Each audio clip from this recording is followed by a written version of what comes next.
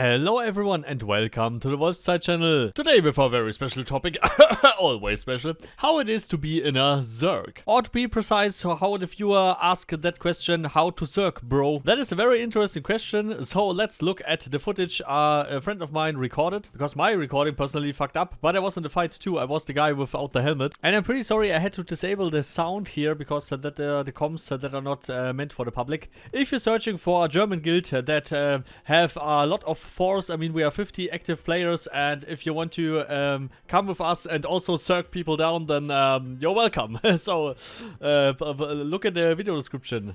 And yeah, fighting a Zerg is a pain in the ass. As you, for example, have seen in the meme that I posted in the beginning of the video. I mean, we were in the Alliance force. I mean, I counted in the Discord, we were 110 people. I mean, the Alliance group that was available very fast. I mean, we were ready to fight in 20 minutes and stuff like that. The call came and we were all ready in 20 minutes. And we fought against, I don't know how much of them they were, but not much, of course. Well, the Alliance completely Zerged them down, of course. But now to the actual question, how to Zerg in general. So you are, for example, in a guild with 30 people, just for example. Then you have, I don't know, 10 people who are really dedicated to the game, who are logging in every fucking day, who are picking every fucking fight they can, and who are there every time they can. So in case of a Zerg call from your Alliance, in case of a call you need forces, at least 10 people are there from 30 people. How can you get the rest moving? And there's a magic behind that. You can't get the rest moving if they really don't want to move. Because in general,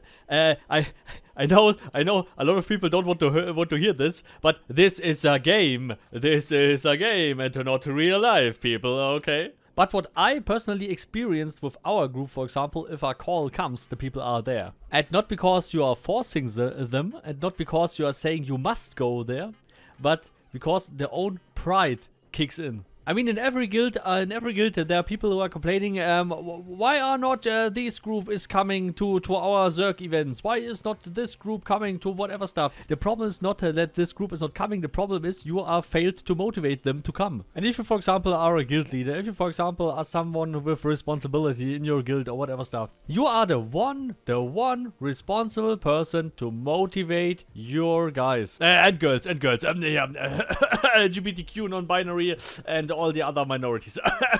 Yeah, everyone, okay? What I want to say by that, a lot of guilds have huge forces. I mean, a lot of guilds have a very high count of players, but actually when fighting happens, when fights happens, when PvP happens, then there's just a small amount of them on the fight. Of course, there are always people who are like, I don't have time this evening because whatever stuff, because of real life stuff, because of whatever shit, and this is always the case. And you, in your guild, you have to respect that if someone can't come, if someone don't have the time for it. But here comes the tricky part. If someone is just too lazy to come, but is actually playing the game currently, is actually online, and don't helping in your whole group of players, I mean, just for example, if he's farming gold for the upkeep, if he is, I don't know, engaged in something else, helping the guild out, crafting stuff, whatever stuff he's doing for your group, then it's okay that he don't come to the fight. But here comes the consequence.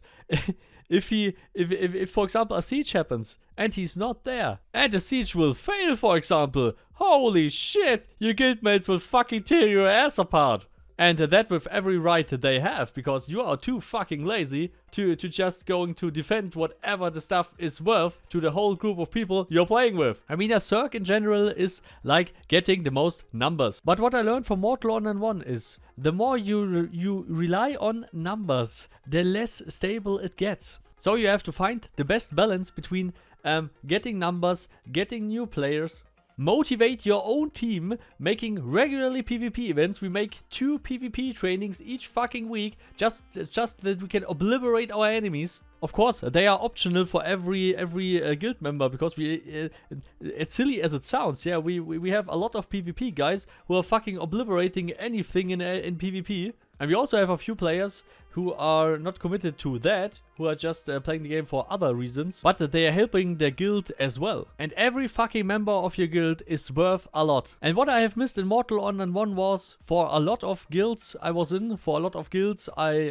saw from the side or I was allianced with, that every guild that is tryhard, that is just like, we are only taking the best players. We are the elite PvP players. We don't take shitheads. We are always practicing non-stop. If you don't go to our practice 3 times a week, you are out. I mean, these guilds existed in Mortal Online 1, and the main thing is this worked for, I don't know, half a year maybe for some of these guilds, and they're fucking vanished to nothing. And that is because this is a game, this is your free time. If it was in an environment like, for example, a real company, if it was like in an environment of a real scenario where your life depends on it, then this attitude can work.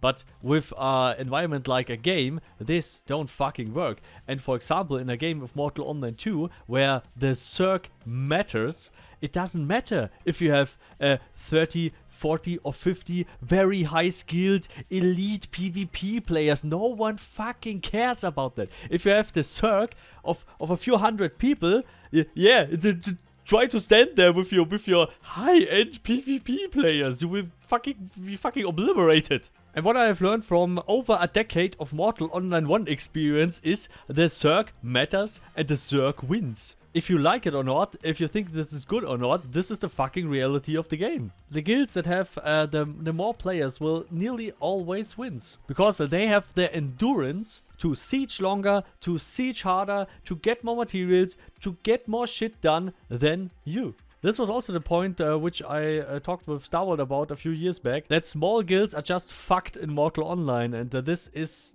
not a fucking hilarious statement or whatever stuff. This is the fucking reality. And the really cruel thing about Zerging is, of course, there can be high-skilled Zergs, of course. But just for example, if you have a really huge Zerg against a non-Zerg, you don't need to have very high-skilled players because you will fucking obliterate the other side anyway. And the main thing why guilds and why alliances have won in Mortal Online 1 is not because they are the 10 elite players or whatever stuff. No, because they have the higher numbers and they have the higher endurance and they have people that motivate their own group, that they have a higher endurance than the enemy to fucking obliterate them to oblivion. And even if they lose, they will stand up and try again. They will stand up and try again. Always. They will stand up and try again. And whoever is watching this video, if you are a guild leader, if you have someone with responsibility in your guild, get your group motivated. Just get your group motivated and you will win.